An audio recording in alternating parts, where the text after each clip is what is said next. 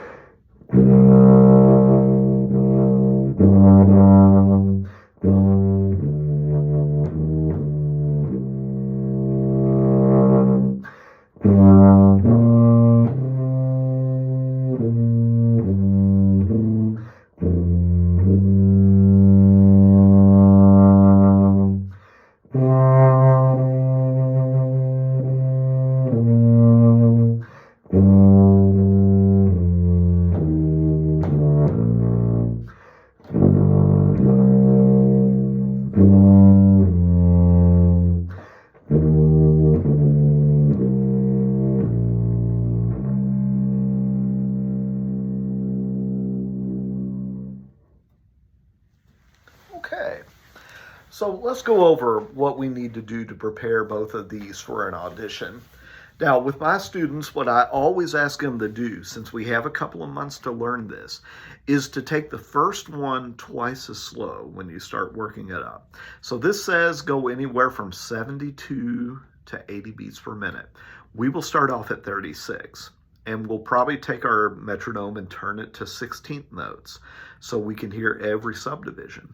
That'll give you plenty of time to think about every note, every style in there. And you only need to do that for the first day. Then you can go up to maybe 38 to 40.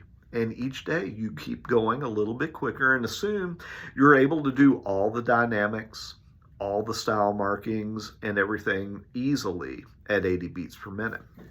Now let's talk about the styles. You've got several different styles that make this dance a dance. Because dance is not all just short. A lot of people think that. But dance has many different styles to it. So the first one I see is the tenuto marking. Tenutos you make just a little bit stronger with that dash under it than you would if it had nothing on the note. And it also has full value. So you hold the note all the way. Then we also see a slur. Make sure that you're not using your tongue on the second note of those slurs on the A's. And then we have the staccato markings on the B flat and A in that first or second full measure. Staccato means a lot of things to a lot of people. Most people will say short and separate, or not short, but separated and light. For tuba, I always think short because you have to over-exaggerate everything. So be sure to play your staccatos very short. Because when you go to play this on the recording, you'll notice if you don't over-exaggerate the shortness of the note, it won't sound short at all on the video. Another articulation we have here is the accent, fifth measure on that C. Accents can be interpreted a little bit differently. This accent happens to be on an eighth note, so I would play it pretty short and fairly loud compared to the notes around it. If you have a longer accent, sometimes you will still hold the note out on a longer accent, and the beginning of the note will always be louder than the end. But on these accents, I would just play them short and a little bit stronger than the notes around them. Then there's also the dynamics you need to think about too. because some of this is supposed to be mezzo forte, some of it, well, actually, it's either piano or forte. So some of these notes need to be soft, some of them need to be loud. That's one thing I did playing through this the first time. I got this music yesterday to look at it. If I was to do another performance of this for you, I would probably play the soft parts a little bit softer and then bring out the loud parts more to give a little bit more contrast. Let's talk about the Scarborough Fair. Now, if you end up watching some of my other videos, because I did this on euphonium and trombone too, I talk about vibrato. On tuba, especially on the notes that we could consider using vibrato on, I don't think that's a good idea. And that's only because if you listen to bass players sing, usually bass players do not use vibrato. It just gives it an odd sound. Tenors, sopranos, the higher voices, they use vibrato and it works well. So what I would focus on if I were you would just to be your crescendos and decrescendos on the long notes and let that be expressive. Like that C in the fourth measure. I would start maybe a little bit softer than what the mezzo piano is so I can go louder.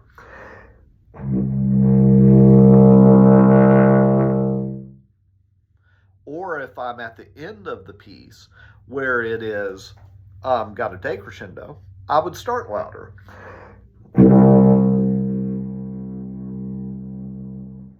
And that'll just give you a little bit more creativity to your sound and expressiveness to your playing. Now, let's just talk briefly about recording the audition. Under no circumstances should you wait till the night before these recordings are due to start recording. For one, you could have an instrument malfunction, which would be devastating. I would start a week before, and do not try to make more than 3 recordings a night, because you'll find after 3, you will have mental fatigue and you will start to miss notes that you will know how to play. And we don't want that to happen because that becomes very frustrating. So start a week before and make about 3 a night, and you will find 2 really good takes of these to be able to turn in. If you ever want any more advice, I'm here in Louisville and my contact information will be listed here in this video. So I look forward to hearing from you. Best of luck to you as you audition.